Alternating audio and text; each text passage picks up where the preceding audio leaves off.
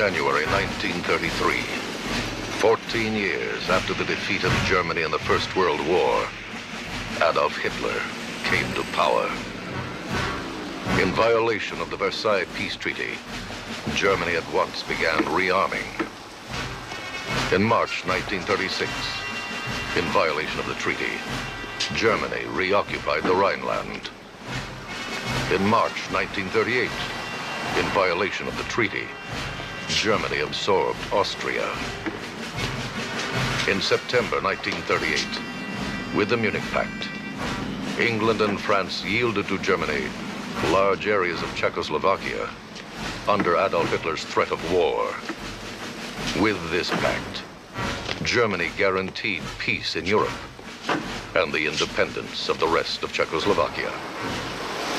In March 1939, Germany violated the pact and occupied the rest of Czechoslovakia. Germany was also threatening Poland. And now, on March 31st, 1939, the British government, at last resolving to halt Hitler's Germany, gives Poland an unconditional guarantee of military assistance. This guarantee will lead to the outbreak of the Second World War.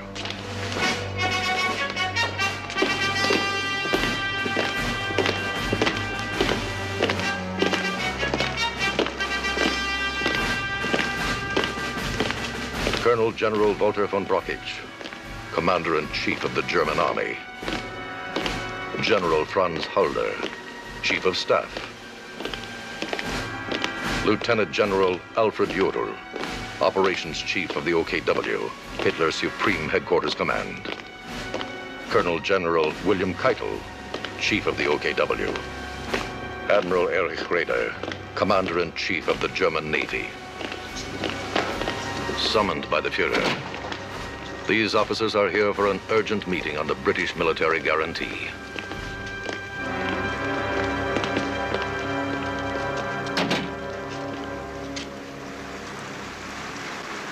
You have heard Ribbentrop's news? Yes, mein Führer.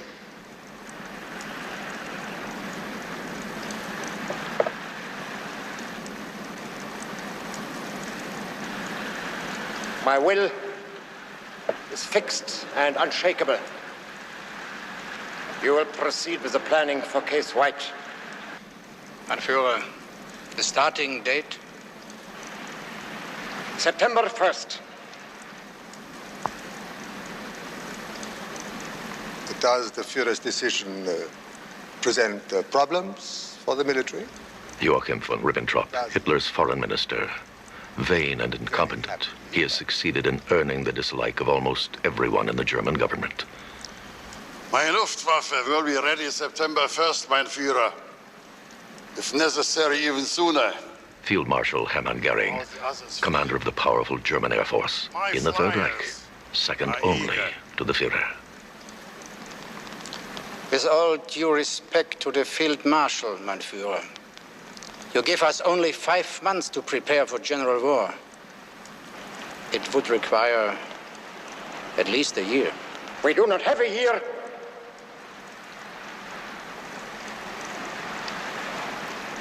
It is my belief that if the attack on Poland is started with sudden heavy blows that gain rapid success, general war will be avoided.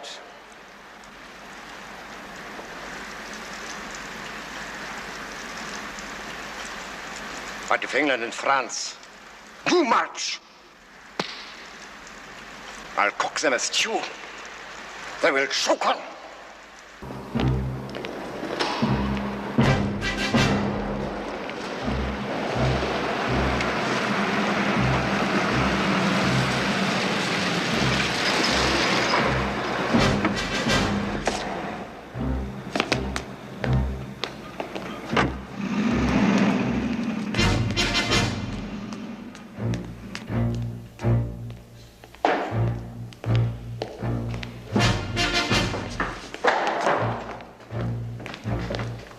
General von Brockisch is expecting you, General.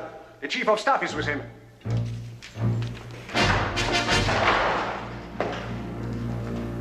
You had a pleasant American journey? You feel refreshed? Yes, thank you. Good.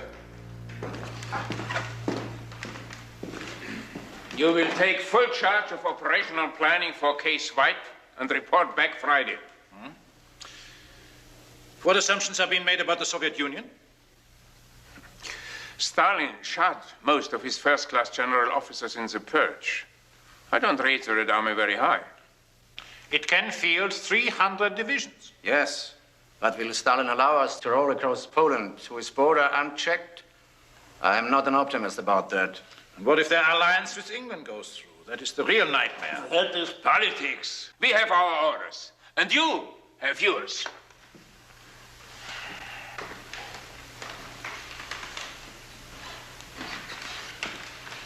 I will report back on Friday, of course, but I can give you my estimate now.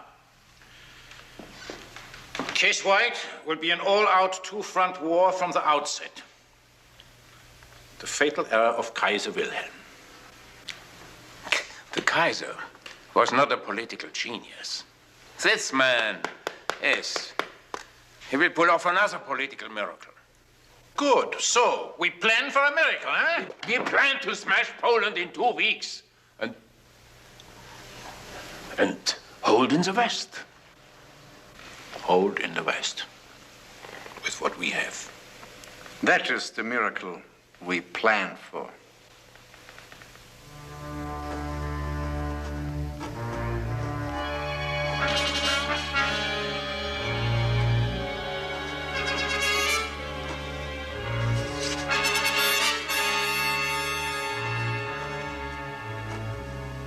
All previous studies inadequate. Assumptions about Soviet Union in view of the proposed Anglo-Soviet alliance are highly hazardous. We are going out on very thin ice.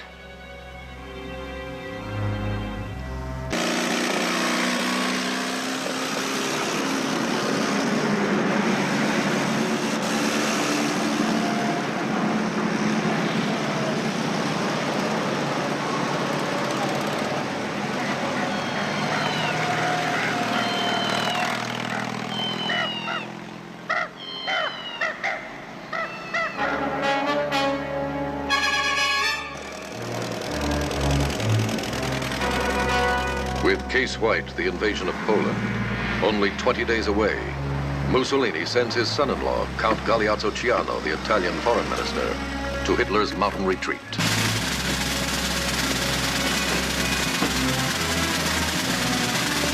Mein Führer. Graf Ciano. War Eva Braun.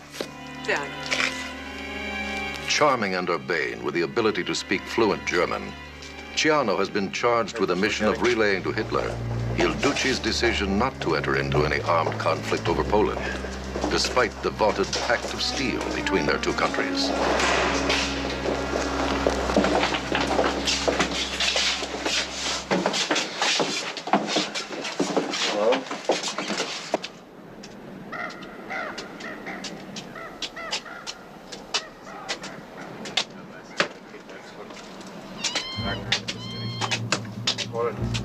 Hitler discloses the plans for Case White to Ciano. He must attack by September 1st, because the autumn rains start October 15th. He needs 6 weeks. 2 weeks to smash Poland. 2 to 4 weeks for mop-up. Lassen Sie mich Ihnen den Plan weiß darlegen. Wir müssen spätestens am 1. September einmarschieren. Denn am 15. Oktober beginnt der Herbstbeginn. Mein Führer, Italien... Ciano warns Hitler that Italy is unprepared for war. He explains that the Pact of Steel was signed in anticipation of war in 1942, not 1939. He proposes another Munich-style conference. Maybe the West will give in again without a fight. Führer, ein Telegramm aus Moskau. Aus Moskau? Jetzt können Sie dem Duce gute Nachrichten bringen. Moskau hat sich bereit erklärt, einen politischen Beauftragten von mir sofort zu empfangen. Zu welchem Zweck? Volle Normalisierung unserer Beziehungen. Die Briten und die Franzosen sind doch in Moskau, um eine Allianz abzuschließen. Das ist, was Sie sich erhoffen. Wir führen schon seit Monaten geheime Verhandlungen mit der Sowjetunion. Ich habe sie überlistet.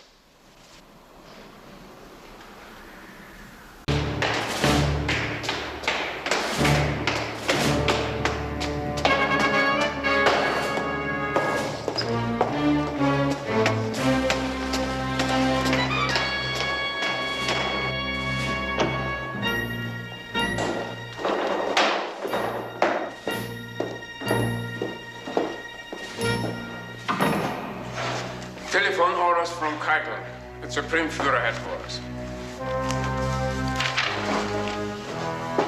Battleships and submarines proceed to war station. Dispatch telegrams to commence army mobilization. Move army headquarters to Zossen and transfer operations. Did General Thomas present the Army's warning memorandum to Keitel? Read it to him. And his response? His response? Britain is too decadent, France too degenerate, America too uninterested to fight for Poland. And the Soviet Union? What is his opinion of the Soviet Union?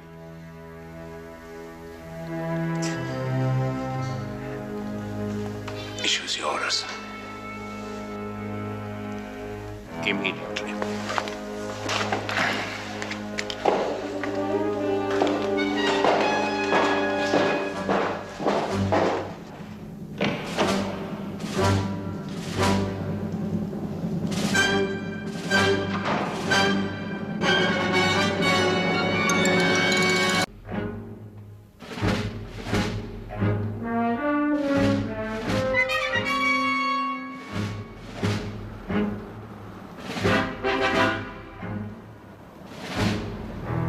There are snags in the Nazi-Soviet deal.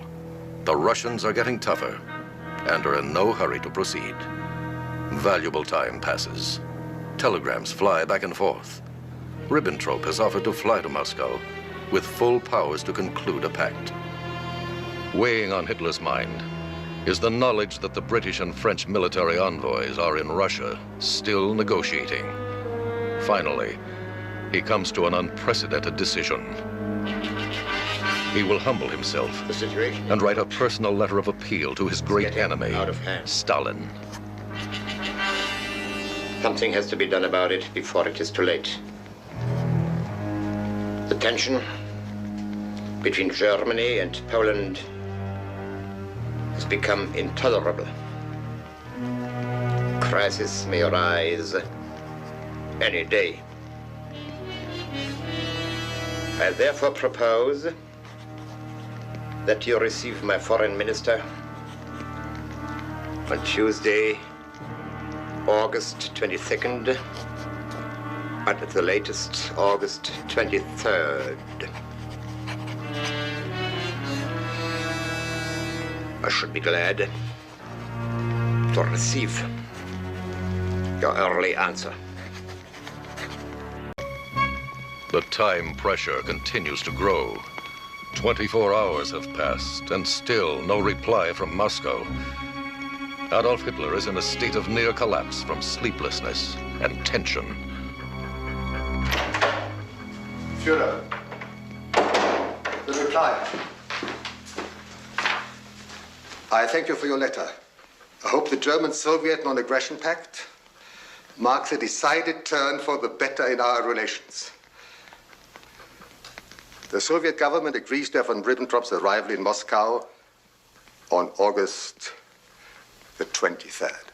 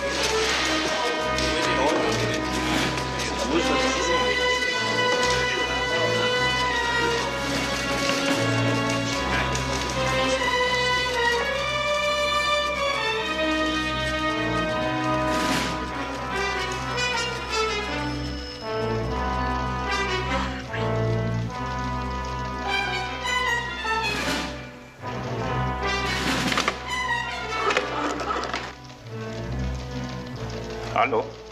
General von Roon am Apparat. Bitte Hauptquartier 2. Panzerarmee. Sie wissen, wie sehr ich mich bemüht habe, den Frieden zu erhalten. In meinen Verhandlungen mit der Staatsführung von Polen habe ich in gutem Glauben sehr bescheidene Forderungen gestellt. Die Weltöffentlichkeit soll wissen, dass ich allein ein solch großzügiges Angebot machen konnte, bei der ich die Missbilligung von Millionen deutscher Menschen riskiert habe. Es wurde abgelehnt. Meine Friedensliebe und meine unendliche Langmut soll man nicht mit Schwäche oder gar mit Feigheit verwechseln. Ich habe mich daher entschlossen, mit Polen in der gleichen Sprache zu sprechen, in der Polen uns seit Monaten konfrontiert.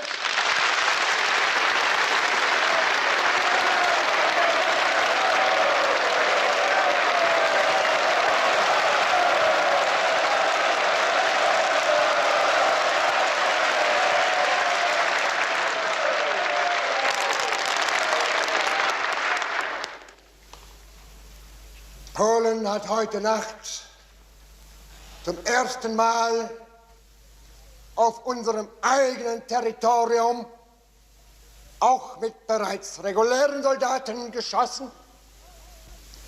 Seit 5:45 Uhr wird jetzt zurückgeschossen und von nun an wird Bombe mit Bombe vergolten.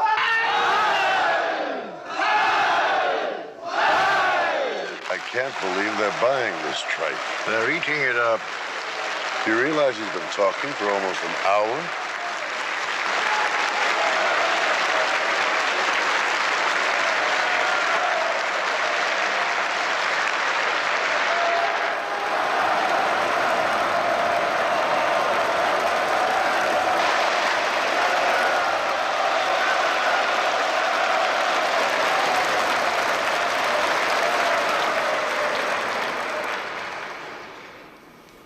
Ich habe damit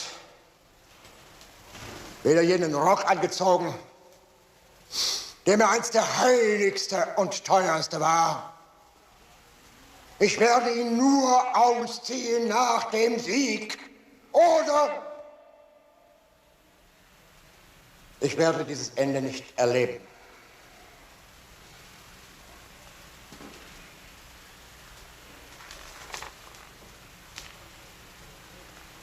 Ich möchte Ihnen jetzt noch mein Bekenntnis ins Gedächtnis rufen, das ich damals, als ich meinen Kampf um die Macht im Reich begann, ablegte.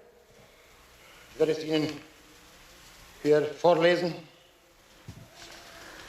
Wenn unser Wille so stark ist, dass keine Not ihn mehr zu zwingen vermag, dann wird unser Wille und unser deutscher Stahl auch jede Not meistern. Deutschland, Sieg heil! Heil! Unser Führer Adolf Hitler, Sieg! Heil! Sieg! Heil! Sieg! Heil!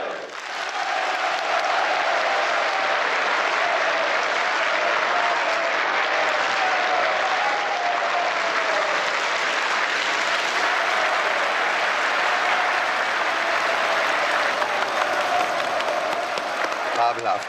Endlich hat er den Bluff der Franzosen und Engländer aufgedeckt. Die marschieren doch nie. Das werden wir bald wissen.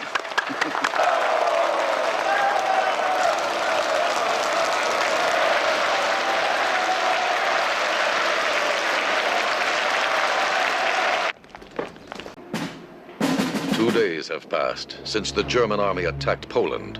England and France have not yet moved. The British ambassador has just delivered a message to Ribbentrop's official interpreter, Paul Schmidt, at the Foreign Ministry. Schmidt is rushing the secret paper to Hitler and his advisors at the Chancellery.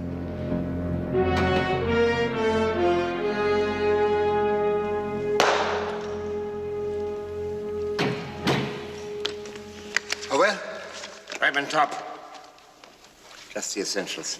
This government's note of September 1st notified the German government that unless German troops were promptly withdrawn from Poland, Great Britain intended to fulfill its obligations to Poland. No reply has been received. German attacks upon Poland have intensified. Unless not later than 11 a.m. today, satisfactory assurances have reached His Majesty's government in London, a state of war will exist between the two countries as from that hour.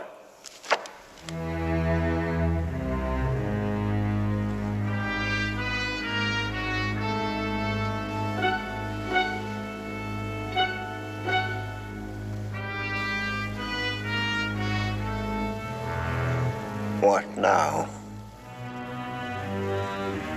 I assume the French will hand in a similar ultimatum within the hour. If we lose this war, may God have mercy on us.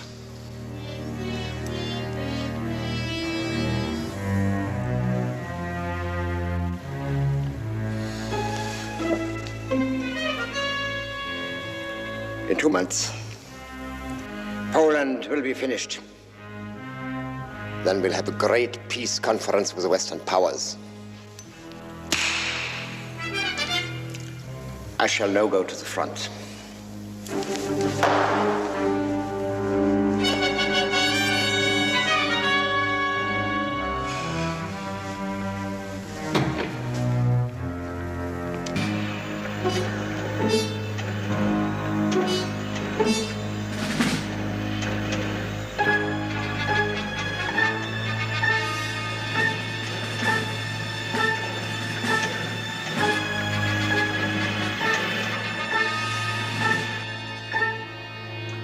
Warsaw surrounded.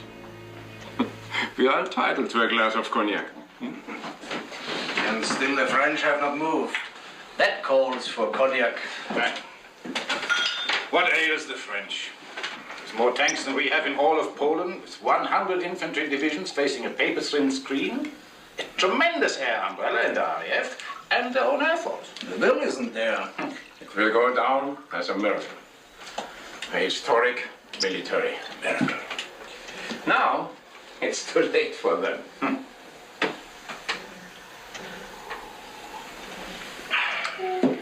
He foresaw it as a political genius. I gave orders not to be disturbed.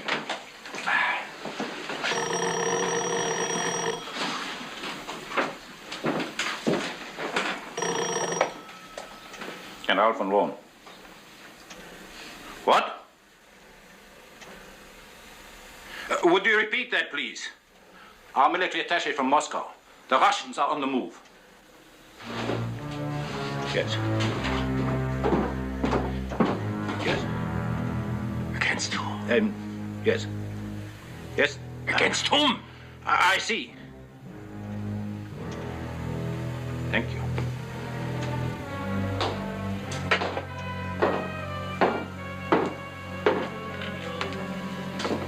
Führer gave the eastern half of Poland to the Soviets in a secret protocol of the pact. Our troops are approaching the dividing line. The Russians are jumping in to grab their share. What pretext are they giving? Due to the collapse of the Polish government, they are moving to protect the Ukrainian nationals. Hyenas. Ribbentrop is coming. On his train, no doubt. He will give us the final lines of the protocol in the morning. The Russian military attaché will come with him to confirm them and to prevent troop clashes. We will certainly have to withdraw from the oil fields around Drobich. That is now in the Soviet area. We shed German blood for those oil fields. We are finally learning the price of that pact. The Russians will now be 200 kilometers nearer to Berlin. More important, we shall be 200 kilometers further away from Moscow. Short, the West has shown itself spineless and impotent. The tide is with us. The time to strike is now. You saw how the British and the French reacted to the Polish War. Nothing but talk. No one was really ready to fight. September 29th, 1939. The leaders of the German armed services, fresh from their great triumph in Poland, are summoned for an urgent night meeting with Adolf Hitler. Prepare to execute Case Yellow. We attacked France in full force in November. November? 5 weeks from now. Mein Führer, the Luftwaffe is ready and eager for that battle. Führer, the transfer of the entire Wehrmacht to the Western Front is a colossal logistical problem. It can be done. 5 months would not be too long. Nonsense. You exaggerate. My decision is irrevocable. We attack in the west.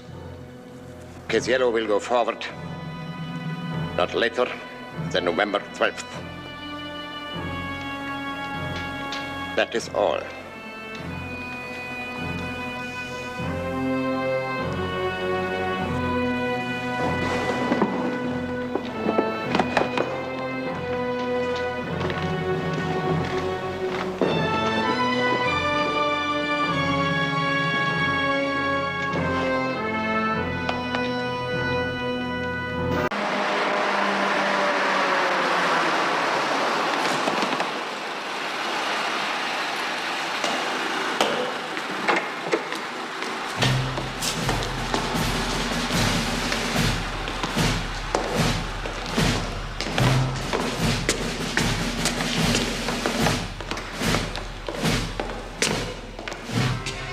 General Brockie has been summoned to a meeting with Hitler. He carries a memorandum signed by all the leaders of the German army asserting that an attack against France at this time is impossible.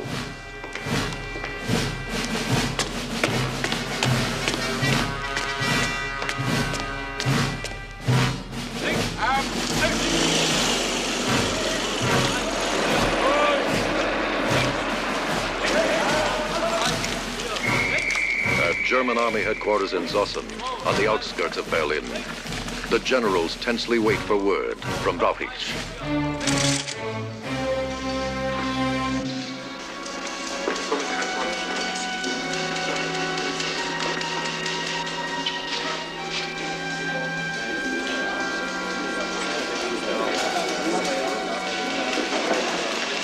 Going for a walk.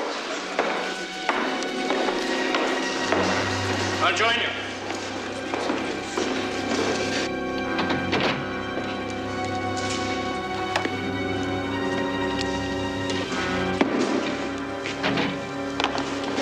Herr mein Führer.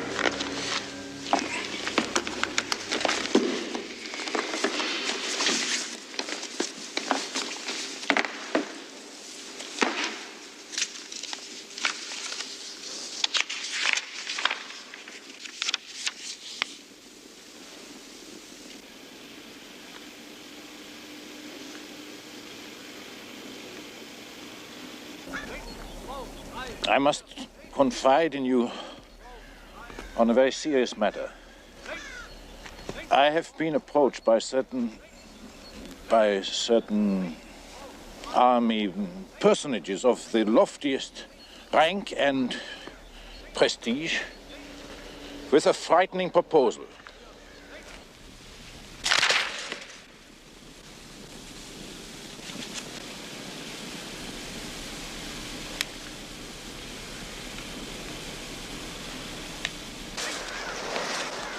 What did you reply? That they were talking high treason. Now I will confide in you.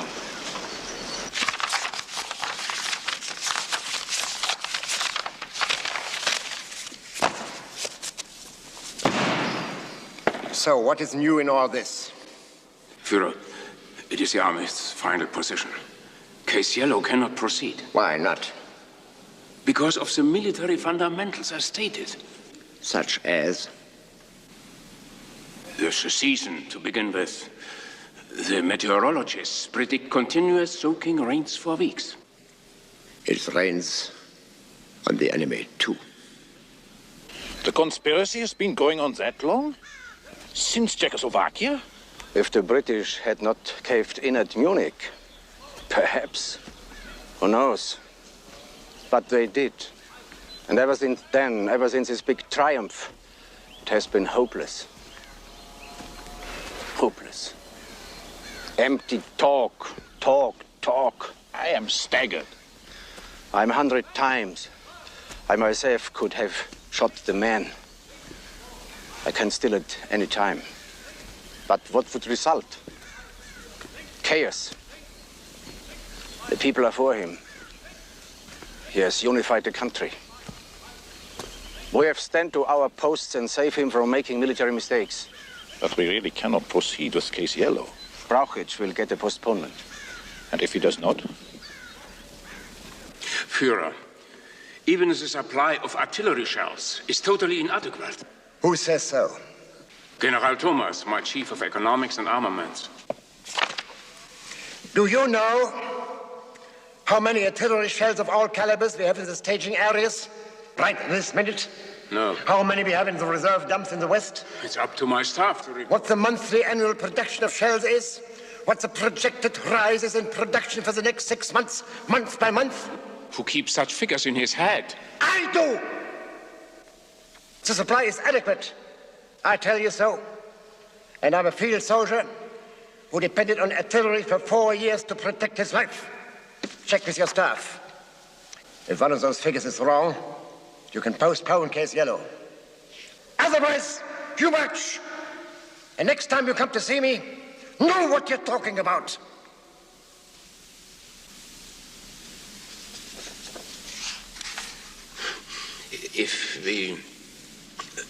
If we march unprepared as we are, defeatism will run rampant. It will destroy the Wehrmacht and the fatherland. The morale of the army was low, even in the Polish campaign against an enemy in collapse. You're questioning to me? To me? The courage of the German soldier?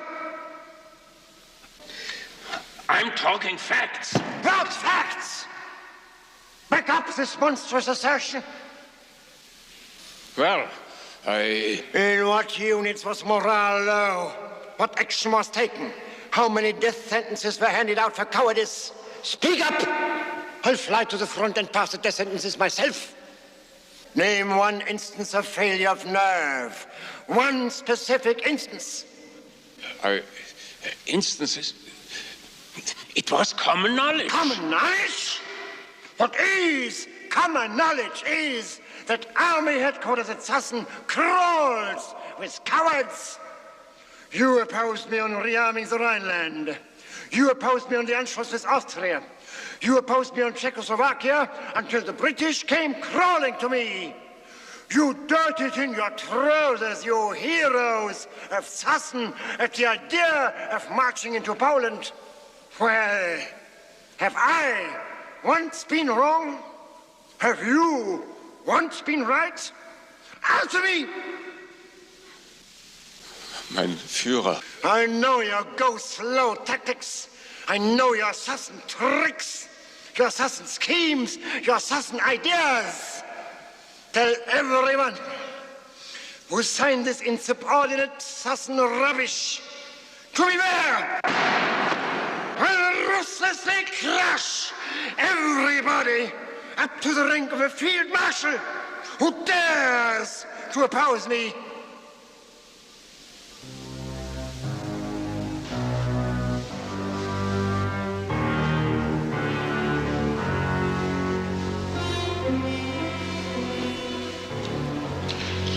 You do not have to understand.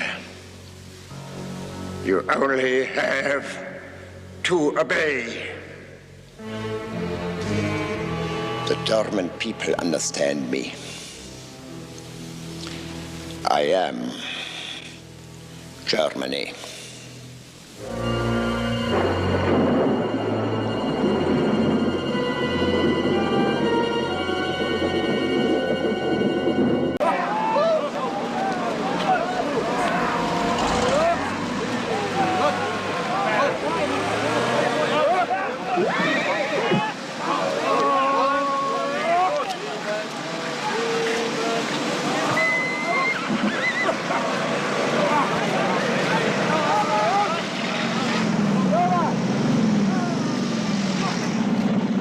days before Case Yellow, the attack on France, and Adolf Hitler tours the Western Front.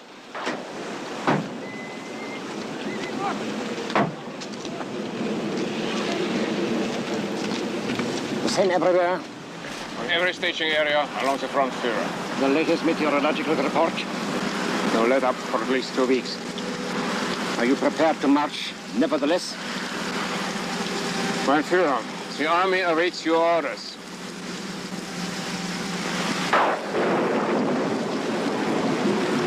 Postponed.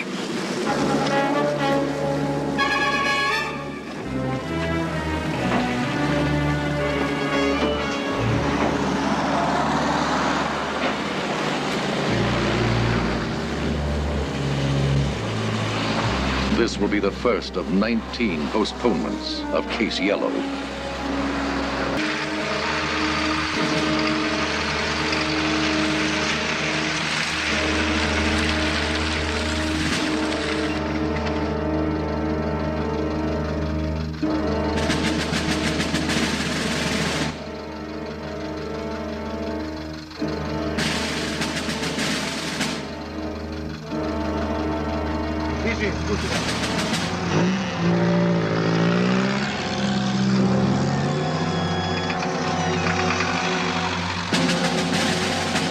Ihre Einladung bitte.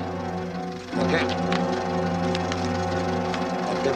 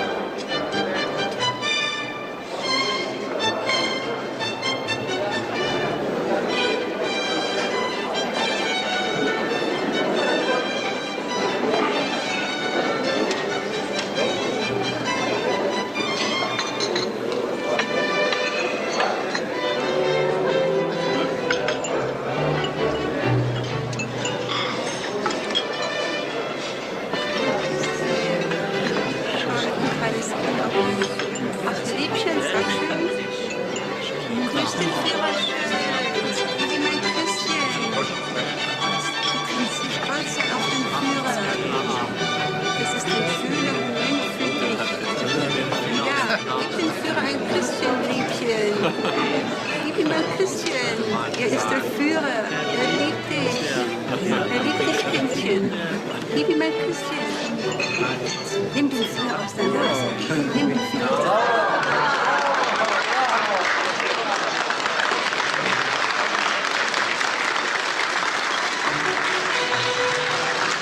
If only he could marry. And Luigi, his loves children. Stoller. Finalmente. Wie geht's? Reich Marshal Goering told me you'd be here. Captain Henry. Bob Stoller, one of the great German bankers. General Armin von Roon is my good friend. He's a tough tennis player. He speaks highly of your tennis and of you.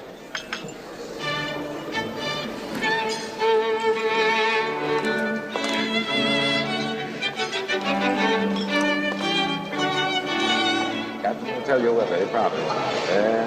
Yes, we are. Oh, yes. It's a fairyland. We are quite mad about San Francisco. Mostly because of Luigi's hospitality. Always a pleasure. At last we can reciprocate. You must come to Abendruhe, our little country place. Definitely. This weekend we're giving a small party. Yes. You too, Captain, of course. General von Roon will be there. Unfortunately, I fly to Lisbon first thing in the morning. Oh. But you don't fly to Lisbon. I'm sure Mrs. Henry will enjoy the outing. Ah, said and done. Oh, Gott. Ja.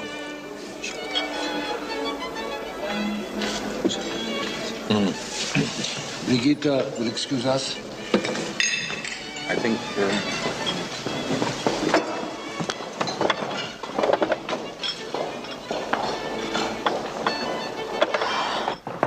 Alas, no time to show you the wonders of Karinholm. The Reichsmarschall and the foreign minister are waiting.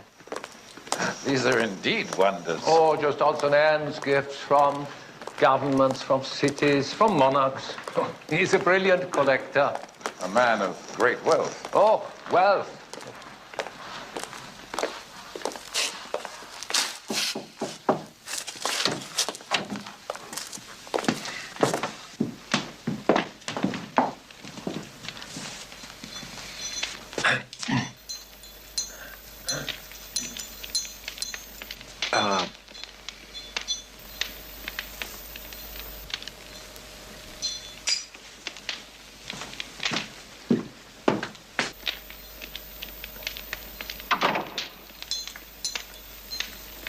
You will have exactly 7 minutes of the Führer's time to state your business. Your Excellency, I am here in a private capacity, and I regard that amount of time as an extraordinary courtesy. Willkommen in Karinhal, Luigi. Ich habe Sie schon öfter eingeladen, aber diesmal da haben Sie eine lange Reise für ein kurzes Interview gemacht. Darf ich bemerken, Herr Feldmarschall? Bitte, setzen Sie sich. Bitte.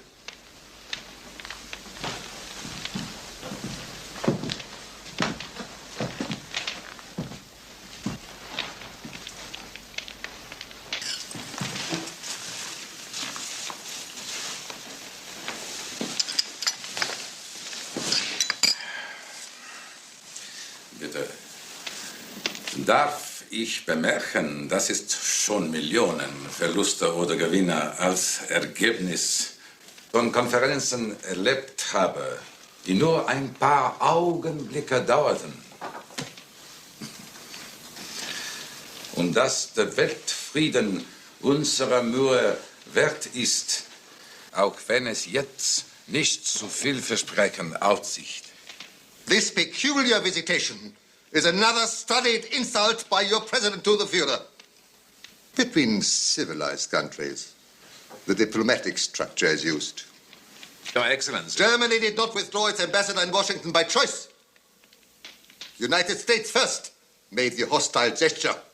Es genügt, Your Ribbentrop. president's change of the so-called Neutrality Act that he pushed through Congress is a blatant act of aggression against Germany.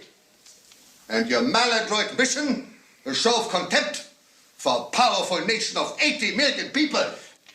May I respectfully reply? The willingness of the Führer to give a hearing in these circumstances is a testimony to his desire for peace that history will record someday. And that, I'm afraid, is the sole value this peculiar interview possesses. Was wollen Sie erreichen, Luigi?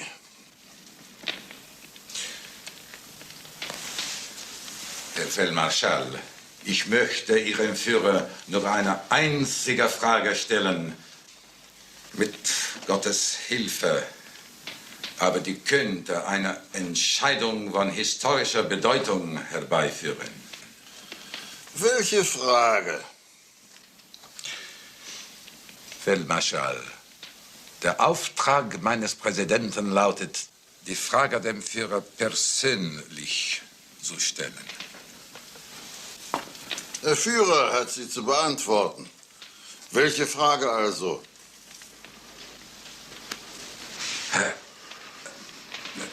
Captain Henry, I beg you to confirm my instructions to the great Field Marshal. Ich bestätige, dass der Auftrag lautet, die Frage dem Führer persönlich zu stellen, wie das Herr Gianelli bereits gegenüber seinem Freund dem Duce gemacht hat, der ihm in meiner Gegenwart eine zustimmende Antwort gegeben hat.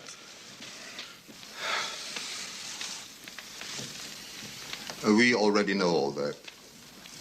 And we also know the question.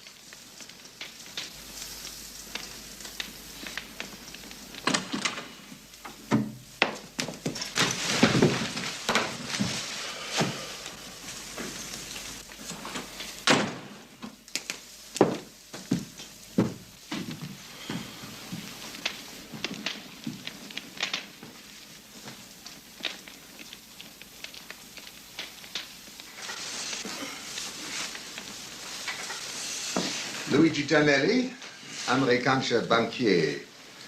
Und Kapitän Victor Henry, amerikanischer Marineattaché in Berlin. Zwei höchst informelle Emissäre, mein Führer, vom Präsidenten der Vereinigten Staaten als Vorbereiter für die Sumner Wells Friedensmission.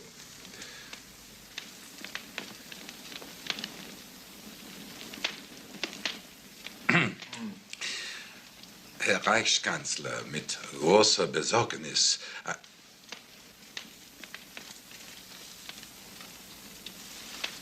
Ihr geschätzter Präsident, Herr Gianelli, scheint ein bemerkenswertes Verantwortungsgefühl für den gesamten gegenwärtigen Verlauf der Weltgeschichte zu empfinden. Ich bin mir wohl bewusst, dass Ihr Land eine doppelt so große Bevölkerung hat als das unsere, als unser kleines Reich, bei mehr als dem 15-fachen Lebensraum und unendlich mehr Bodenschätzen. Vielleicht ist das der Grund, warum Ihr Präsident meint, er könne mir von Zeit zu Zeit... Your President feels that from time to time he must give me those stern, fatherly admonitions. But of course I'm giving up my life for the renaissance of my people.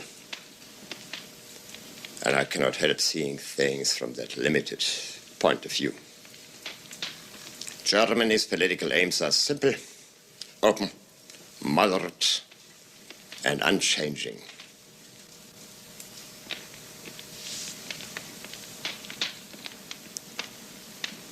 5 centuries before Columbus discovered America, there was a German empire at the heart of Europe. War has come over and over to this heartland through the attempts of many powers to fragment the vigorous German people. And often their attempts have had temporary success. But the German nation, with its strong instinct for survival, has time and time rallied and thrown off the foreign petitioners. And so I restored the Rhineland. I brought back Austria into the Reich. I normalized the Bohemian Plateau. And the manufactured monstrosity of Czechoslovakia has once again become the traditional protectorate of the Reich. Now this restoration of normal Germany is complete, and it has been done almost without bloodshed. Only Britain's foolish guarantee to Poland forced on me the brief police action to solve the Polish question. I share the President's desire for peace. I hunger and yearn for it. I was born to create, not to destroy. I'm an artist, a builder. But the British and French leaders called for the destruction of Hitlerism. I have made Germany strong again, and that does not suit them. But with their hate, if persisted in, will doom Europe, because I and the German people cannot be separated. We are one. This is a simple truth. So I fear it'll need a test of fire to prove it. How can they be so blind? I achieved air parity in 1937. Since then, I have not stopped building planes, U-boats, U-boats, U-boats. I piled bombs, tanks, to the sky. What a wasteful, staggering burden on my people. For our enemies understand no other language. Out of strength, I've offered the outstretched hand of peace. I was rejected, scorned. At the price of peace, our foes demand my head. My people only laugh at such pathetic nonsense. I have done my utmost. And my conscience is clear before the bar of history. So let the test of fire come. Germany will emerge victorious. If not, we'll all go down together. And Europe, as we know it, will cease to exist.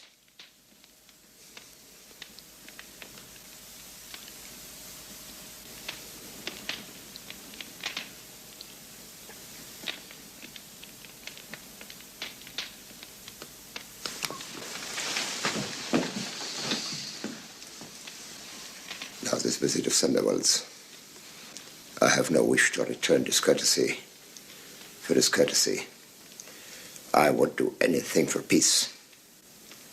But until the British will to destroy me itself is destroyed, the only road to peace is through German victory.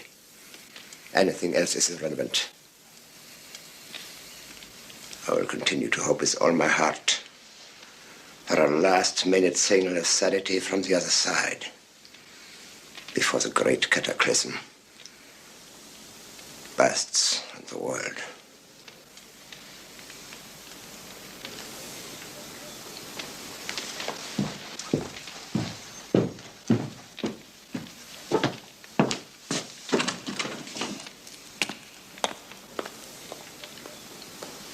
Präsident Roosevelt hat seine Antwort. Der Führer sieht in der Mission von Wels keinen Funken von Hoffnung. Aber in seinem unermüdlichen Streben nach Frieden will er sie nicht ablehnen. So habe ich das nicht verstanden. Er nannte diese Mission doch völlig belanglos. Bitten Sie den Führer um Aufklärung, wenn Sie wollen. Bitte sehr, tun Sie es.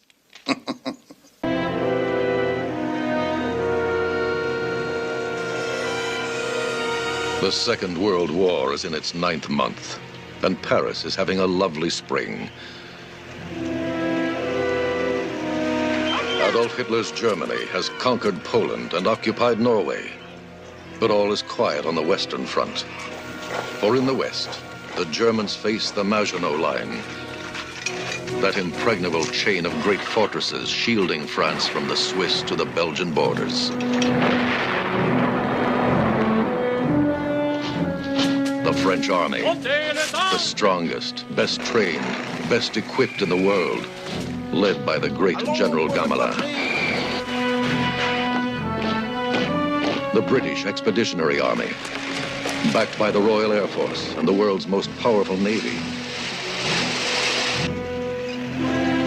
And so, Paris is tranquil.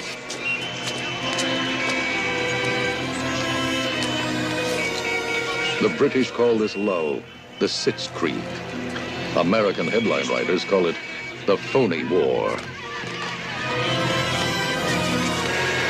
But on May 10th, 1940, the phony war comes to an end.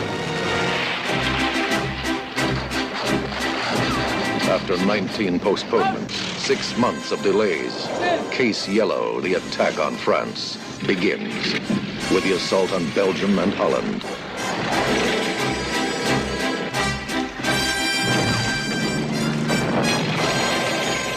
Then, as the Allied armies move to stop them, the Germans strike through the hilly Ardennes.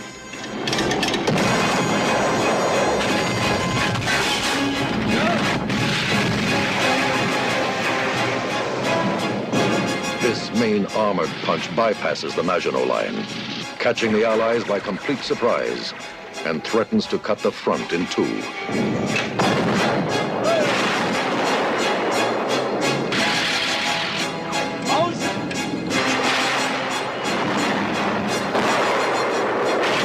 The Allied armies are in pell-mell retreat to avoid entrapment.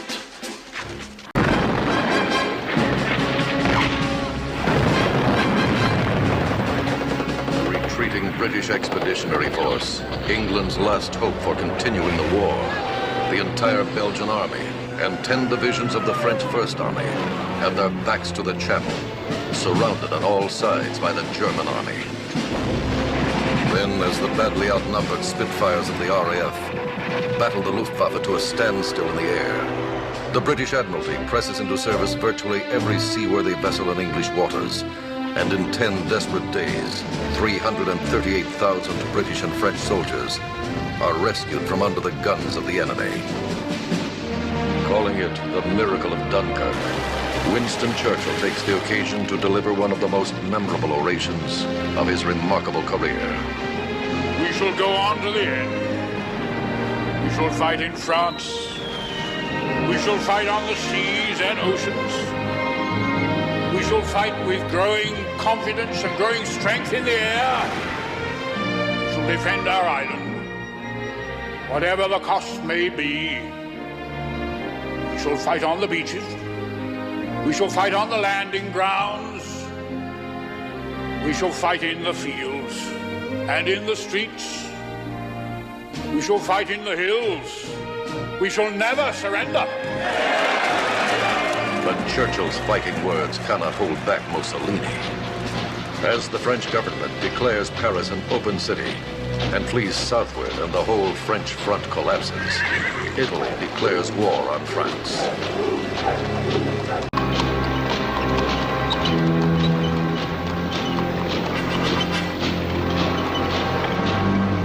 Paris falls, and Hitler's legions enter the City of Light.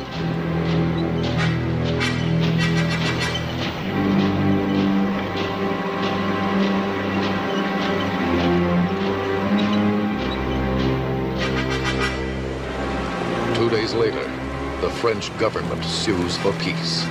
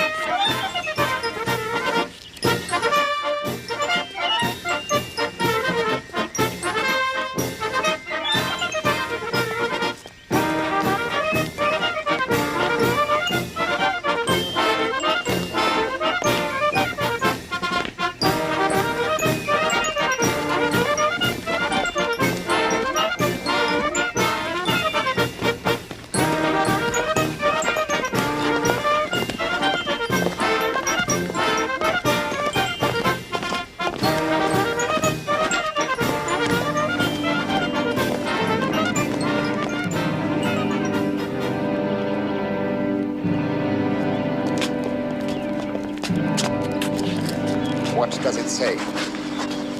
Here on the 11th of November 1918 succumbed the criminal pride of the German Empire, vanquished by the free peoples which it tried to enslave. Have it blown up.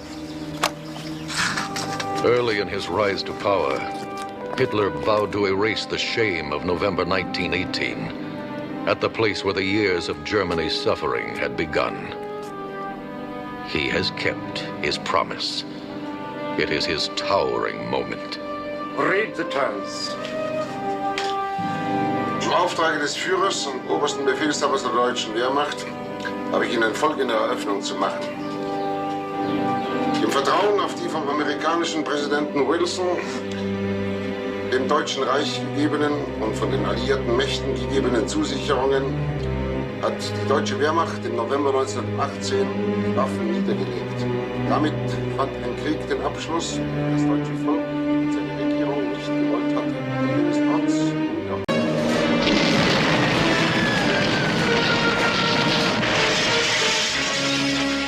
Through the early days of September, England braces for invasion while enduring the Nazi terror bombing of London.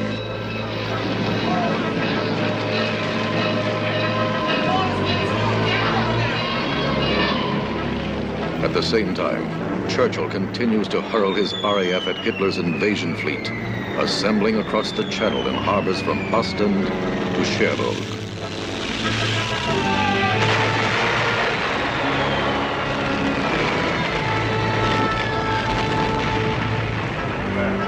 Five transport steamers heavily damaged by air attack. One invasion barge sank. An ammunition train blown up. Time is running out for Operation Sea Lion, the German invasion of Britain. Hitler must either go or not go within the next 2 weeks, or the weather over the Channel will make it uncrossable. But Hitler vacillates, and the world waits for his decision. Mein Führer, it is obvious the RAF is in no way defeated. In fact, the increasing activity is destroying the invasion fleet at anchor. To mount Operation Sea Lion without control of the air over English ports would be suicide. One moment. I will guarantee total control of the air over the channel for Sea Lion. Reichsmarschall, you once guaranteed that if a single bomb ever fell on Berlin, the German people could call you Meyer. You are aggressive! The deputy leader of National Socialism. My successor should have fallen in battle. Party comrade, Reichsmarschall Goering has smashed the British in the air. Magnificent performance. Above all praise. Mein Führer, the army is ready. Get us over there. The army will undertake to march to London more quickly than we did to Warsaw. I do not want to march to London. Destroying the British Empire was never my aim. It's a stabilizing influence in the world. I said that in Mein Kampf. Let them recognize my hegemony and see that some suitable colonies, they can keep their empire. In any event, England is finished, beaten, down on her knees. London burns, British harbors burn. Out in the Atlantic, British ships go down under our torpedoings, more and more every day. Churchill, it's finished. I know what you're thinking. Why, then, does Churchill not surrender? I'll tell you why. Because he still has two hopes. America and Russia. For America, I have nothing to fear. A mongrel country filled with niggers and Jews, always in turmoil. But the Soviet Union, that's a different story. Stalin waits like a spider for me to get embroiled in a channel crossing. He's praying for just that.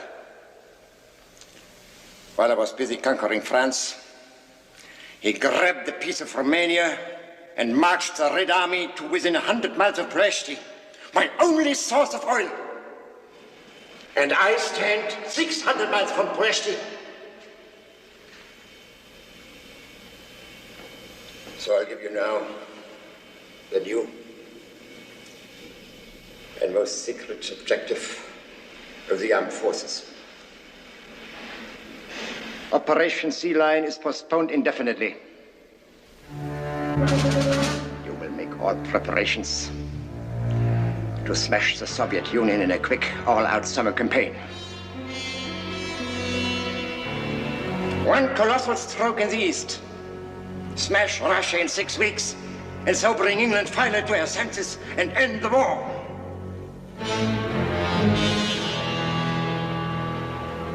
All forces will report readiness to me not later than February the 15th, 1941.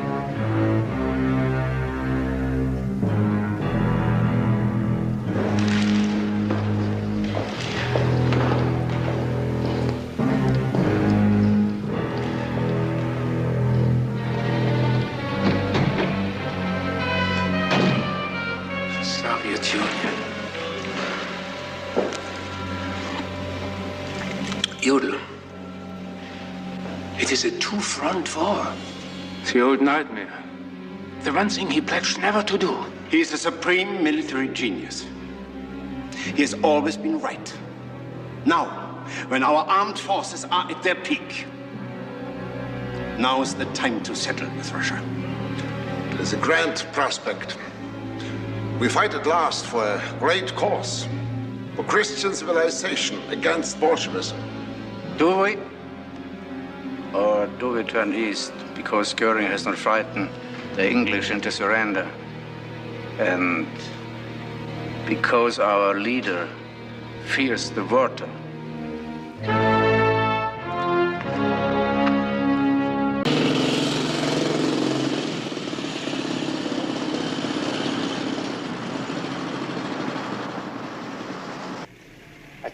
Jodl. The screening vessels are American destroyers.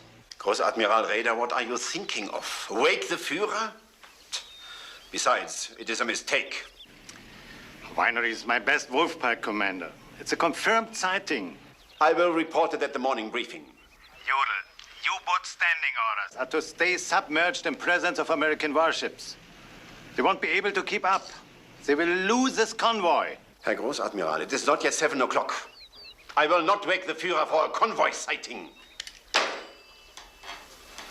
Herr Großadmiral, I said I'd call you when the morning briefing is over.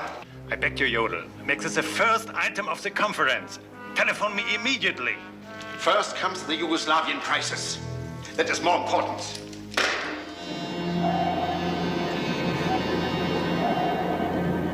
American destroyers? Why was I not informed? Instantly! Why? It's Roosevelt. He is trying to provoke me.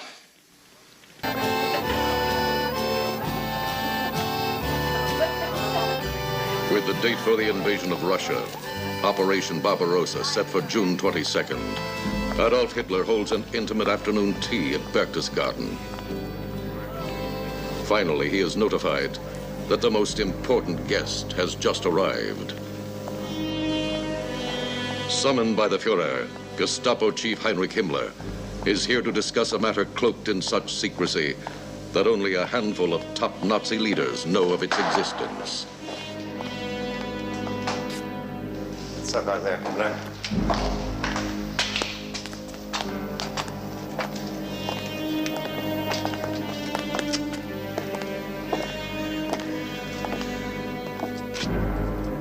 Well, Himmler, let's hear.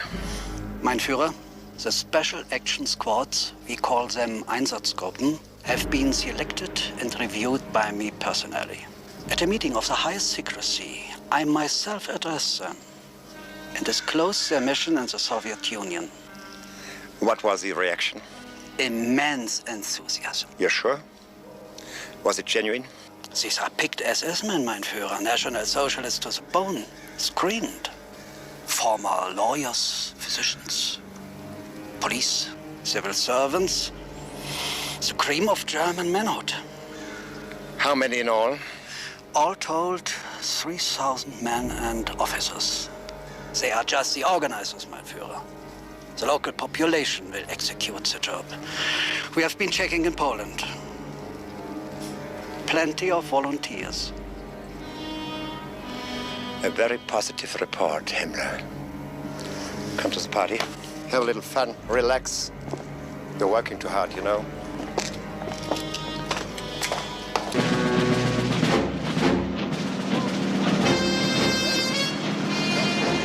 The second day of the invasion, Adolf Hitler travels from Berlin to his new advanced army headquarters on the Eastern Front.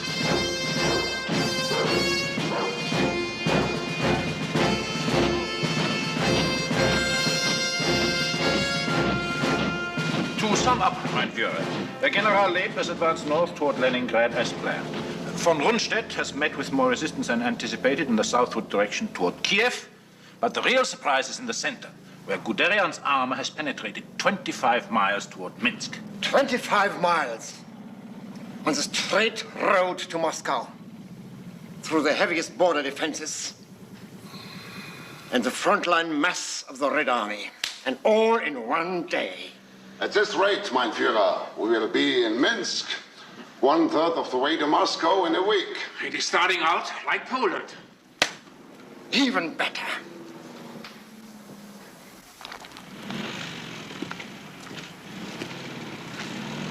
What word from Himmler? We talked on the phone an hour ago. He's addressing the final meeting of Einsatzgruppen officers at this moment. They will then join up with their units. All 4 special action groups will jump off today. They will begin actions immediately in the border towns. Himmler will be sending in daily figures. I want to know those daily figures. Certainly, mein Führer. The first big figures, of course, will come from Minsk. It's a huge Jewish center. So begins the fulfillment of a dream. Of a heroic and glorious vision, mein Führer. A purified Europe, and in time, a purified world. Lately, I have neglected the dog most cruelly. Blondie. Good dog, Blondie. Good dog. Mankind will one day understand your lofty aims and honor you for them, mein Führer.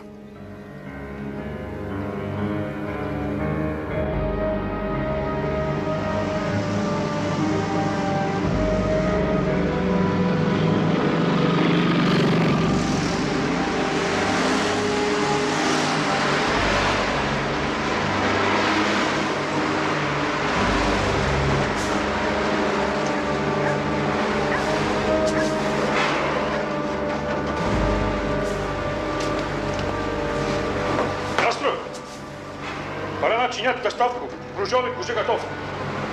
Да, конечно.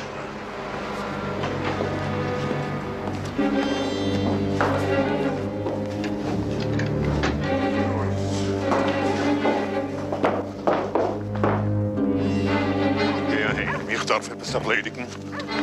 Sehr geheim kommen. Wo steht sie? Gehen weg von dannen. Heint in the free. Wohin fuhr sie? Sorg sich nicht. Mach dir dein Kadesser.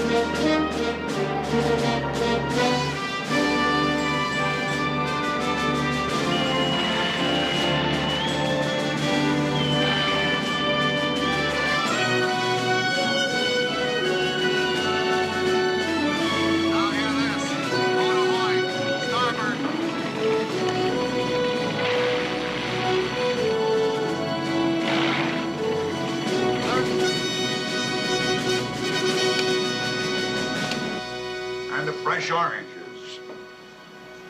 I'm given to understand the president requires fresh squeezed orange juice. Yes, sir. I don't believe the president will be disappointed, sir. Very well.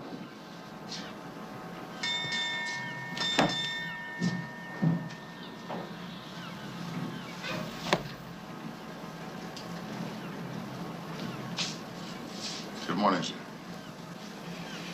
All right, Henry. What are you doing here? I ordered all the war planners berthed together on the Tuscaloosa. You're nothing but a passenger here.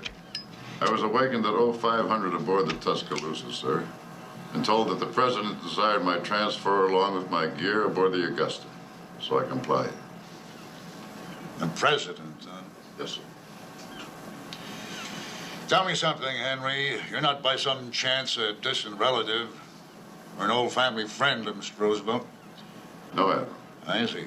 Well, you might remember, when the occasion offers, that you still work for the United States Navy.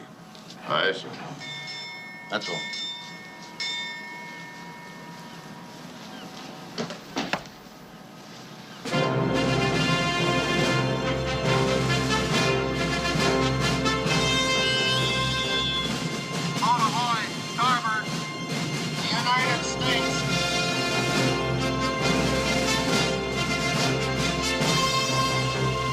Sure that suit isn't a shade loose, eh, Tom? Just fine, Mr. President. Just fine. Give that holder a bit more tilt. A jaunty angle. I believe that's the way the press describes it. Am I right, gentlemen?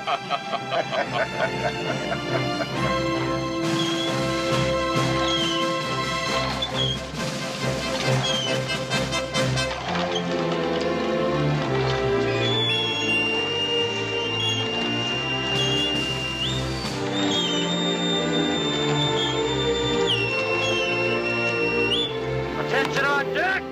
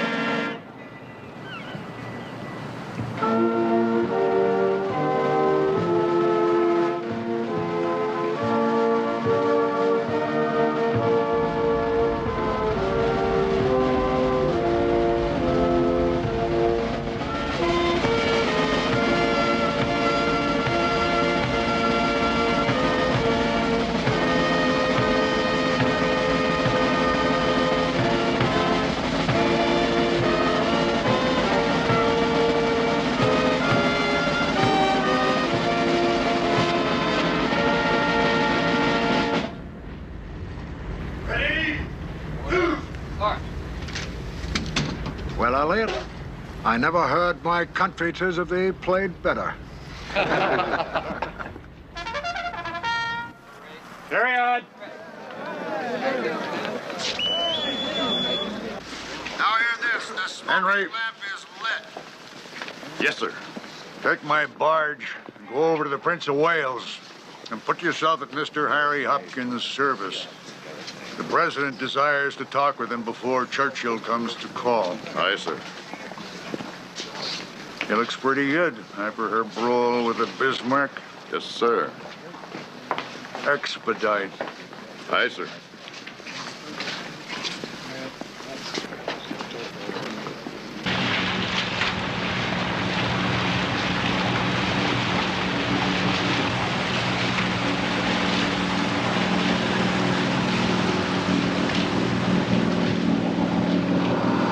So you're still in war plans, huh? You'll attend the staff meetings then? Yes, sir. Some of them. I believe you met a few of the British. Oh, who, sir? Lord Burnwilk? Yes, sir. General Tillett? Oh, yes, I've met General Tillett. He's heading their army planners. You might bear in mind what our friends will be after. It's fairly clear to me after 5 days at sea with the Prime Minister. First, they're going to press for an immediate declaration of war on Germany. Now, they know they won't get that, but it softens the ground for the real reason Winston Churchill's crossed the ocean. They want us to warn Japan that any move against the British Empire in Asia would mean war with us. Will it? And they want assurances that for Lend-Lease, they'll come ahead of Russia. The president isn't thinking that way. I hope not. If Hitler wins in Russia, he wins the world. That's the war now. That's where the stuff should go. Well, then this whole conference is rather pointless, isn't it? No, it's a triumph.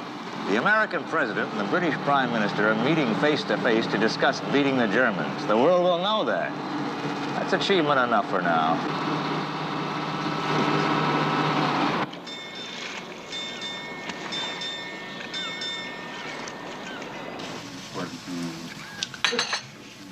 Well, gentlemen, shall we continue this at the morning session? Admiral Turner, one last word. General Tillett. Most productive session, most admirably chaired. Very heady planning we've had here tonight, gentlemen, for fighting a global war as full allies. Thousands of ships, tens of thousands of planes and tanks, many millions of men in arms and so forth. Visions of historic grandeur, which I devoutly trust and believe will one day soon come to pass.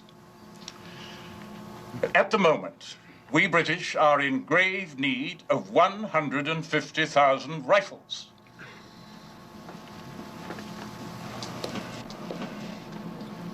Lord Burnwilk. The Germans captured Crete, you see. A large, well-garrisoned island entirely with airborne troops. We can no longer exclude such an attempt on England. And we must arm against that possibility.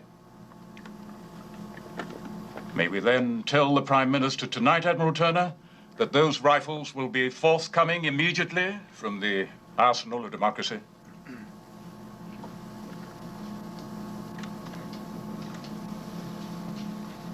General Anderson? We're woefully short of field arms ourselves just now, Admiral. You may tell the Prime Minister that the request will in all likelihood receive expeditious, positive consideration. We're infinitely obliged. Thank you, gentlemen. Tomorrow morning.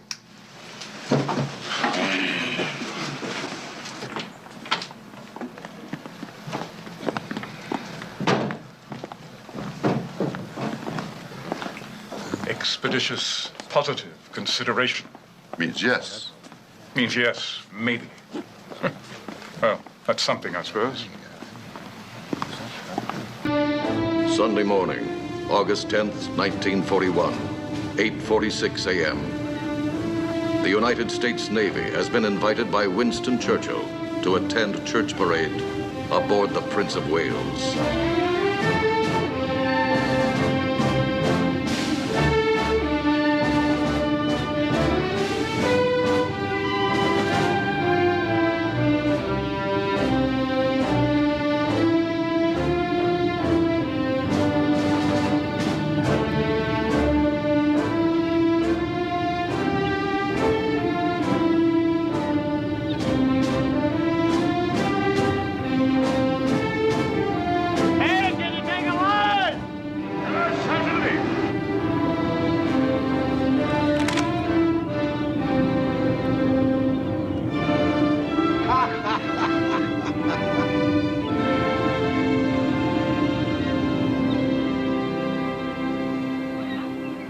Franklin Roosevelt will lead the American contingent.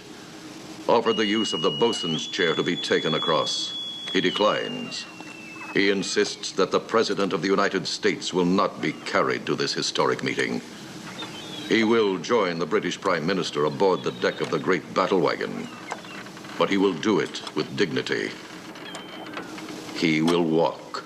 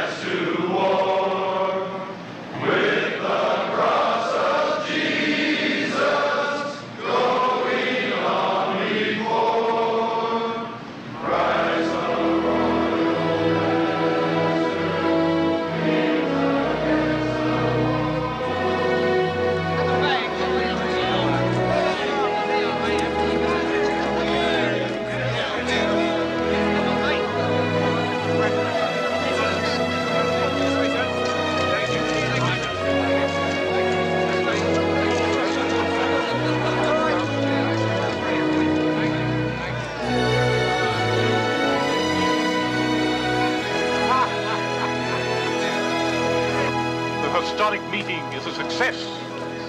We've got the 150,000 rifles. You have a tough president. Tough times. Look at them. You'd think they've agreed on almost everything, instead of almost nothing. Alas, those that have the experience lack the power. Those that have the power lack the experience. That can happen at the changing of the guard. Changing of the guard?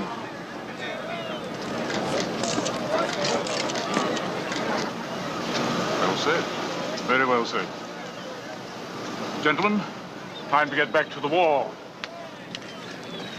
Oh, I say, Captain Henry, completely slipped my mind. I bring you greetings and a message. Oh, from whom?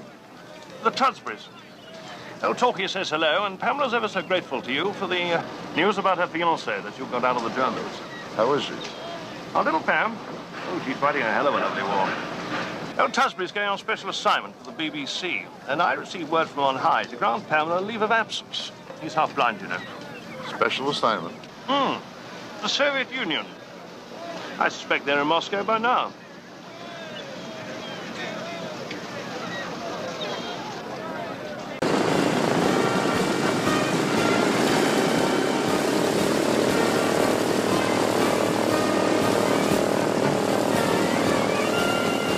With the German army less than 100 miles from Moscow, an Anglo-American military mission arrives in the Russian capital to offer Lend-Lease help to the beleaguered Soviet Union.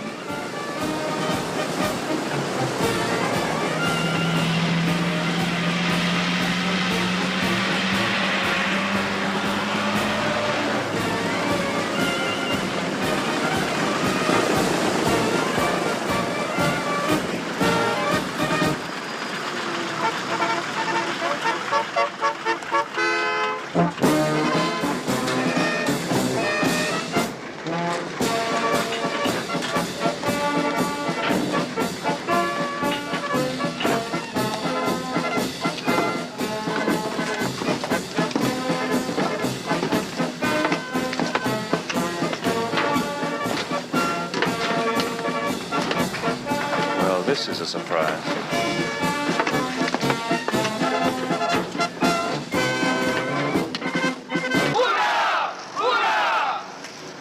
Дорогие товарищи, мы сегодня имеем счастливую должность бранить свою родину. Трибуна! Ура! Ура! Ура! И судам германским фашистам на покрове Советский Союз.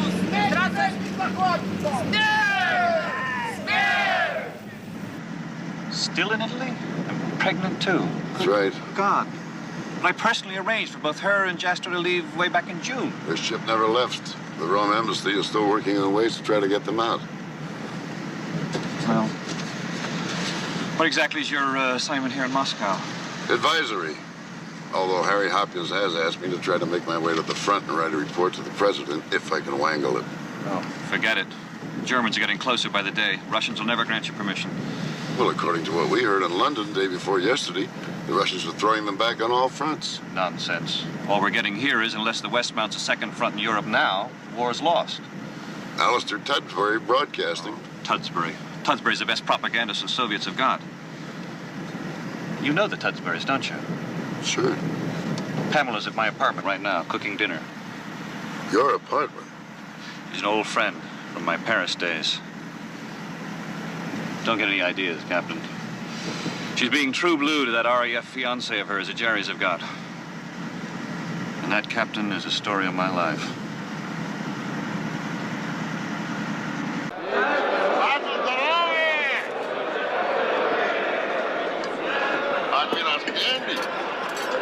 Не ужинаете, не пьете. Почему? You don't eat, you don't drink. Don't you like our Russian humble hospitality? At my limits, Admiral Gorchev. Я очень больной человек. I'm a very sick man. I have not long time to live. I might as well enjoy myself. Well, you look better than I do. You're fine. Правильно, правильно. Admiral Stanley, let me ask you something. Why the mighty American Navy not even convoy Lend-Lease good to England? Are you afraid of little tin-plated U-boats, huh? Admiral Stanley, in this world, you have to fight to live. Well, let me tell you something, Gorchev. Unless your people loosen up with some harbor data and operation signals, hell will freeze over before we convoy to Murmansk.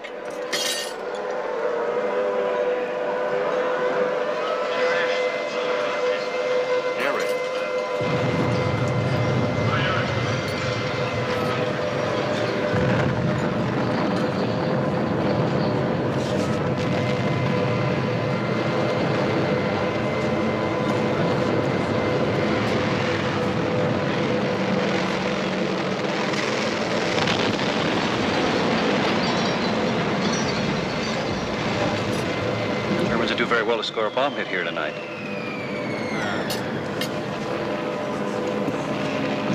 Слушайте! Слушайте, пожалуйста! Слушайте! Я сижу вместе с представителями морского флота Соединенных Штатов Америки.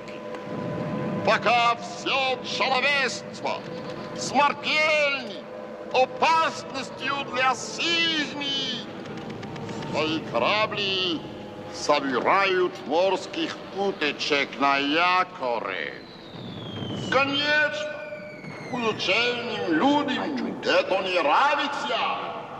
Итак, я пью за день, когда изучение морских флот Соединенных Штатов Америки наконец тупут борьбу против крестителя, главного врага всего человечества.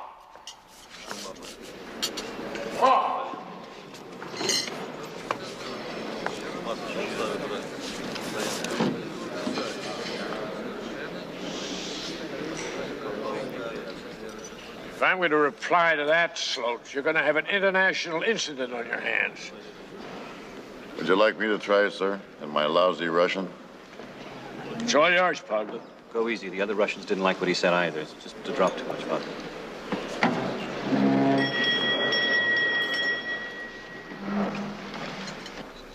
Во-первых, я пью за маршала Сталина, который не вводил вашу страну в войну, пока на него не напали. Эта мудрая политика мира дала вам возможность приготовиться. Наш президент придерживается такой же политики, подобно вам. Мы будем бороться, если на нас нападут. И теперь, черт, что такое barnacles? Ракушки. Ракушки.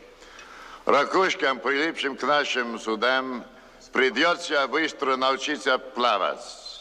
Теперь нам будут нужны карты некоторых ваших портов, наши боевые сигналы. Мы хотели бы их получить с переходом, поэтому я хотел бы выпить за быстроту действий среди друзей. Моих поездок Федот, канцелярия Гитлера и Кремль. Гитлеру такое никогда не удастся, и я пью за это превыше всего.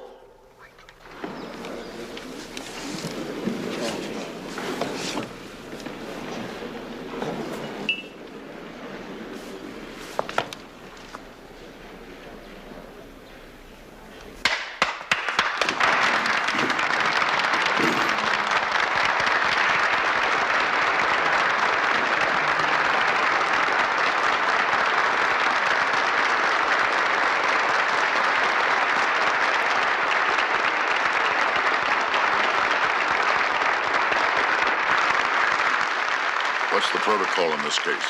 I don't know. But for God's sakes, don't drink till he's ready. Right.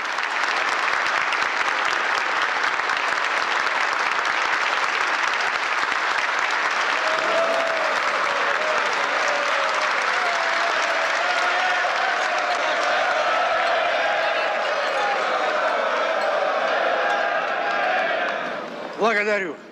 Благодарю за прекрасный тост. Стоит, господин председатель. Ну, а теперь быстро за дело. По-русски. Товарищ президент. Коды, сигналы, все дашь им сегодня. Немедленно. По поводу кодов, сигналов и прочее распоряжение дано. Распорядился Сталин. Благодарю вас, господин председатель. У вас еще есть какие-нибудь вопросы ко мне? Да, есть, сэр. Вы знаете просьба господина Хопкинса, я полагаю, что вы не разрешили быть военным обозревателем на передовой линии.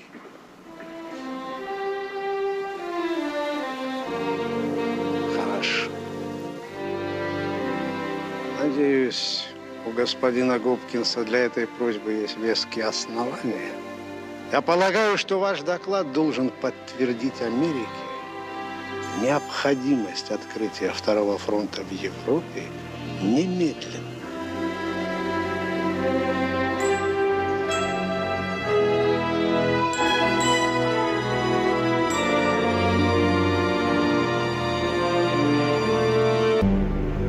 December 7th, 1941, 5:32 a.m. The Japanese fleet lies some 230 nautical miles north of the island of Oahu. 5 days earlier, with the Washington negotiations still deadlocked, the Japanese Imperial Council arrived at a decision. Unless the fleet is sighted by the enemy any time before December 6th, it will be irrevocably committed to strike. Now, as dawn breaks on this Sunday morning, the fleet remains undetected. And as the heavy carriers swing their bows into the wind, they are less than 2 hours striking distance from the bulk of the U.S. fleet anchored at Pearl Harbor.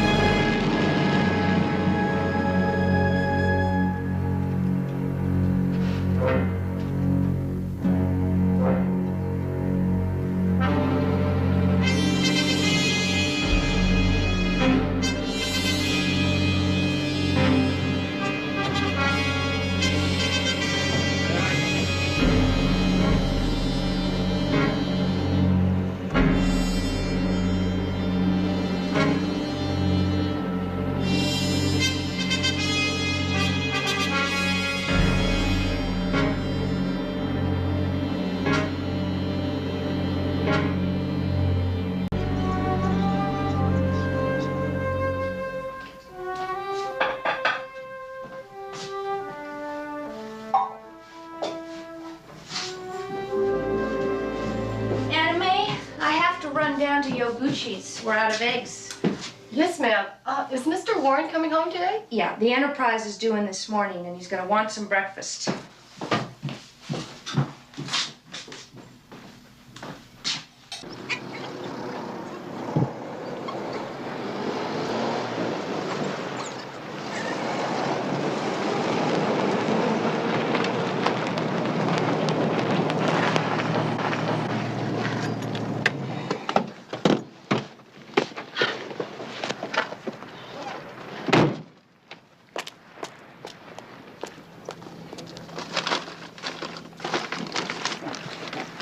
Mr. Yaguchi, 1 dozen eggs, please. And can you pick me out a nice pineapple? Yes, ma'am. This one okay? Good. It's good.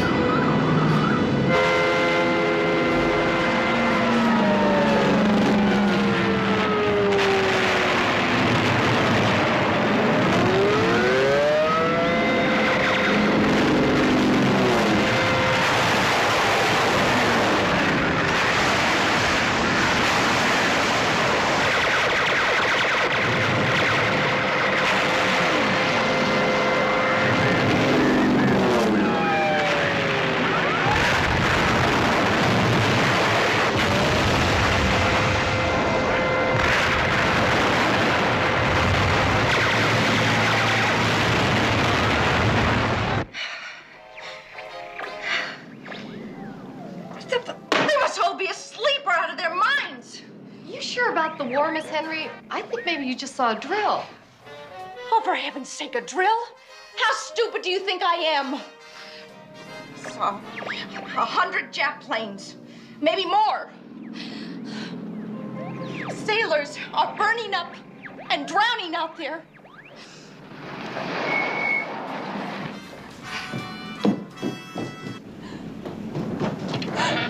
Warren, my God! What happened? Baby, what happened? We were flying patrol ahead of the Enterprise. And we saw the bastards till 6 of them jumped us out of the sun. Shot me down, Jane. He killed my radio man.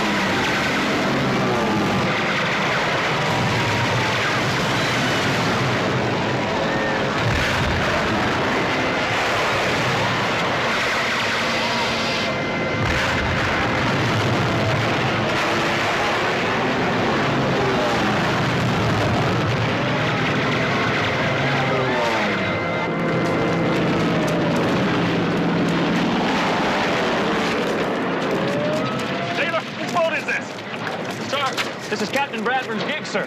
I'm Lieutenant Warren Henry off the Enterprise. I'm a dive bomber pilot. Yes, sir? The Jap shot me down. I've got to find another plane to get back in this fight.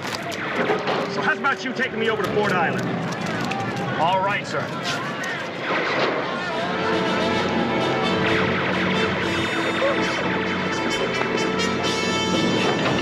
Be careful, baby! And come back to me! Roger.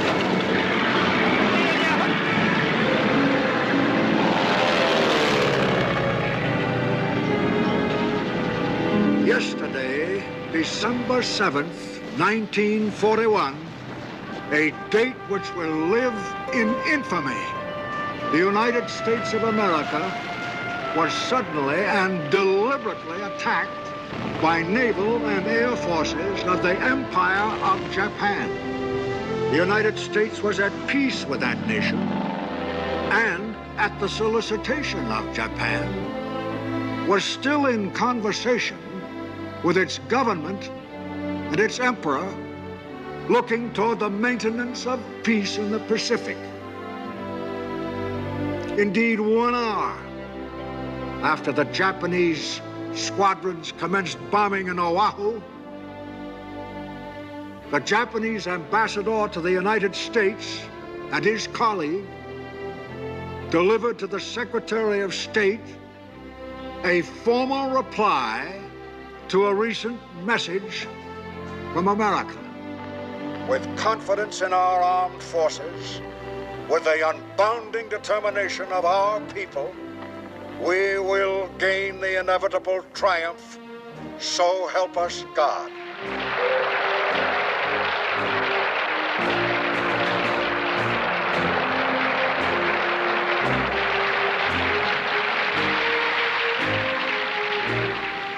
I ask that the Congress declare that since the unprovoked and dastardly attack by Japan on Sunday, December 7th, 1941, a state of war has existed between the United States and the Japanese Empire.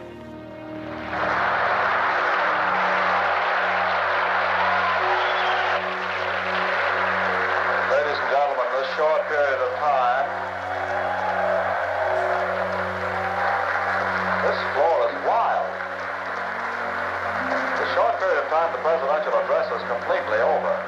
A total of not more than 500 words at the most. Mr. Roosevelt is leaving the rostrum now on the arm of Captain James Roosevelt. We should have gone to Palestine. Don't be hasty, Natalie.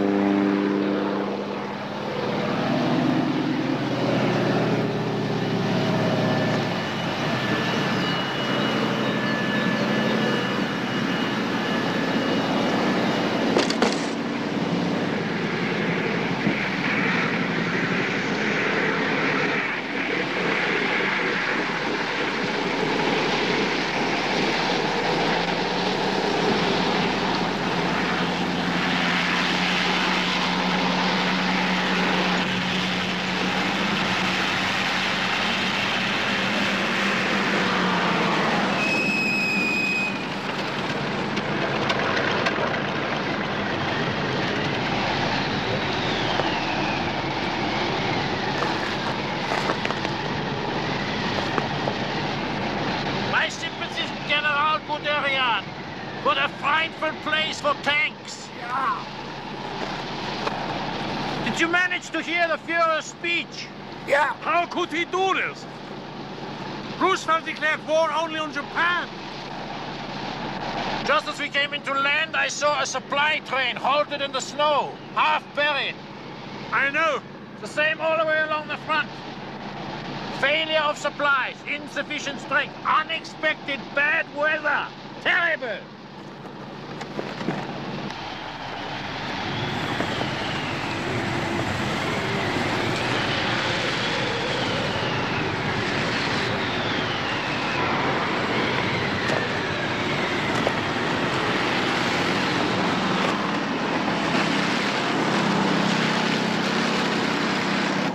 Madness. We have not even ordered winter uniforms. The Führer thought it would be bad for the troops' morale to even hint we could not run in the summer. Führer. Great fighting men. But are being pushed beyond all endurance. Well, let us hope the Russians are worse off than we are.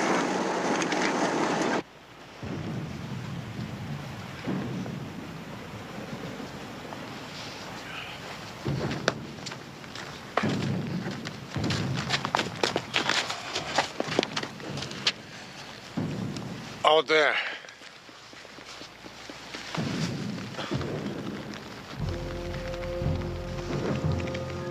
Can you make out the dark red mass to the right?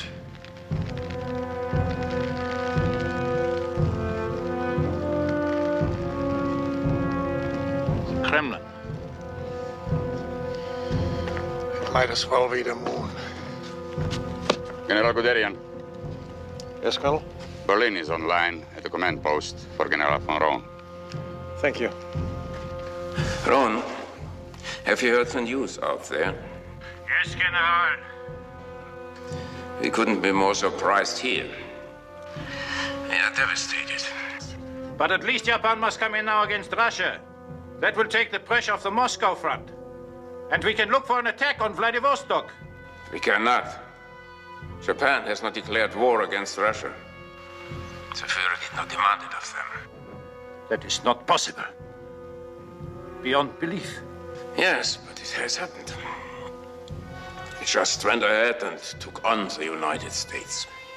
But there's no plan, no strategy for war with the United States. That is why you must return at once to Berlin to draw up a wholly new operational scheme. All-out two-front war with possible major enemy landings in the West. And you will report to Halder. Halder? I'm resigning my command. I'm very sick.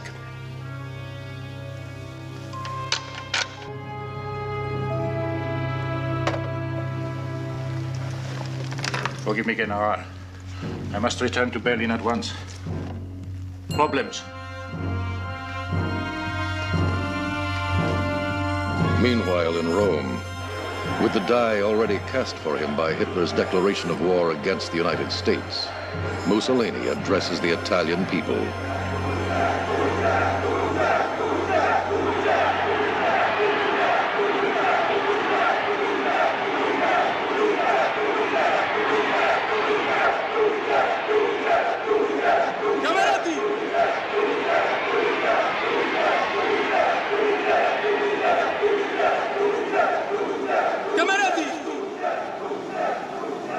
un'altra giornata di decisioni solenni nella storia d'Italia e di memorabili eventi destinati ad imprimere un nuovo corso nella storia dei continenti. Le potenze del patto di acciaio, l'Italia fascista e la Germania nazionalsocialista, sempre più strettamente unite, scendono oggi al lato dell'eroico Giappone.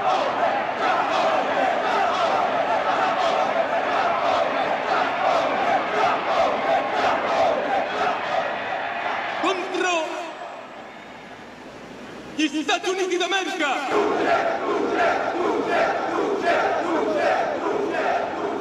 Il tripartito diventa oggi un'alleanza militare e schiera sotto le sue bandiere 250 milioni di uomini risoluti a tutto pur di vincere.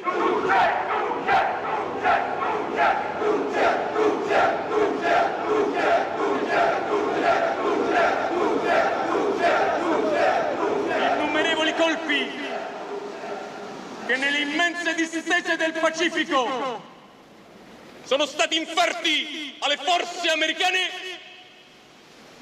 mostrano di quale tempra siano i soldati del Sole Levante.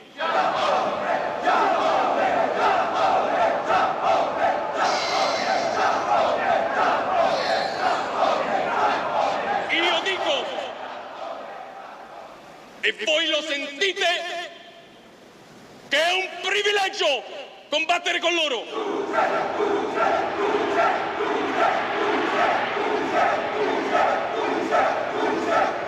I'm afraid that's it, my dear. Sarà domani l'artefice e l'organizzatore della giusta pace tra i popoli. Italiani e italiane, ancora una volta in piedi. Siate degni di questa grande ora! Vinceremo!